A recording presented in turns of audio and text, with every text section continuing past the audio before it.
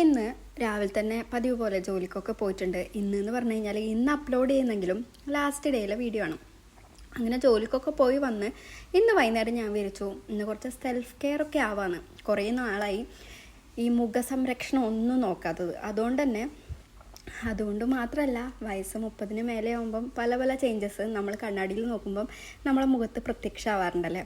അങ്ങനെ കുറേ നേരം കണ്ണാടിയിൽ നോക്കിയപ്പോൾ എനിക്ക് തോന്നി കുറച്ച് എന്തെങ്കിലും സെൽഫ് പാമ്പറിങ്ങിൻ്റെ സമയമായിന്ന്. സത്യം പറഞ്ഞു കഴിഞ്ഞാൽ നമ്മൾ ഈ കുട്ടികളൊക്കെ ആയിക്കഴിഞ്ഞ് കഴിഞ്ഞാൽ പലരും ഒരു 70% ആൾക്കാരും ഇങ്ങനെ ആയിരിക്കും എന്ന് ഞാൻ വിചാരിക്കുന്നു. നമ്മളെ പല കാര്യങ്ങളും നോക്കാൻ നമ്മൾ മറന്നു പോകാറുണ്ട്, സമയം ഉണ്ടാവാറില്ല.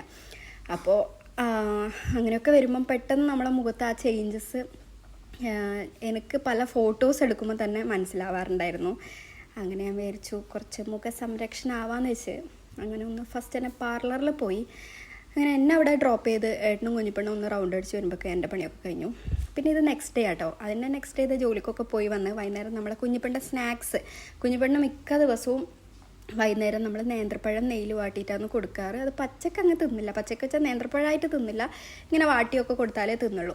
അങ്ങനെ അതൊക്കെ കൊടുത്ത് പിന്നെ നമ്മളെ ചായ ടൈമാണ്. ആ സമയത്ത് കുഞ്ഞിപ്പെണ്ണ അവിടെ TV വെച്ച് കൊടുത്തിട്ട് അവളതായ പരിപാടി നോക്കുന്നുണ്ട്. പിന്നെ ഞാനും ഏട്ടനും ചായയൊക്കെ കുടിച്ചതിന് ശേഷം ഞാൻ നേരെ ജിമ്മിലേക്ക് പോകുന്നുണ്ട്. കഴിഞ്ഞൊരാഴ്ച മൊത്തം പനിയായതുകൊണ്ട് പനിയും ജലദോഷമൊക്കെ ആയിരുന്നു. അതുകൊണ്ട് ജിമ്മിൽ പോയിട്ടേ ഉണ്ടായിരുന്നില്ല. കാരണം നമുക്ക് വയ്യെങ്കിൽ ബോഡി കുറച്ചും കൂടി അനങ്ങി കഴിഞ്ഞ് കഴിഞ്ഞാൽ വയ്യായിക കൂടുന്നാണല്ലോ പ്രത്യേകിച്ച് പറയുന്നത്. അതുകൊണ്ട് തന്നെ ആ ഒരു എക്സ്ക്യൂസ് മനസ്സിൽ വെച്ചിട്ട് കഴിഞ്ഞൊരാഴ്ച മൊത്തം സ്കിപ്പായിട്ടുണ്ടായിരുന്നു ജിമ്മ്. അങ്ങനെ ഇന്ന് വൈകുന്നേരം ഞങ്ങൾ ചോദിച്ചു ഫുഡ് പുറത്തുനിന്ന് കഴിക്കാമെന്ന് ചോദിച്ചു. കുറേ നാളായി പുറത്തുനിന്ന് ചോദിച്ചിട്ട് ഫുഡ്.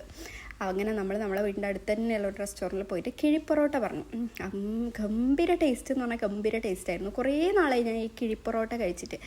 അതുകൊണ്ടാണോ എന്നറിയില്ല, നല്ല ടേസ്റ്റായിരുന്നു. അങ്ങനെ ഇതൊക്കെയായിരുന്നു ഞങ്ങളെ ലാസ്റ്റ് ഡേയിലെ വിശേഷം. അപ്പോൾ അടുത്ത വിശേഷമായിട്ട് വരുന്നവരെ ബൈ ബൈ.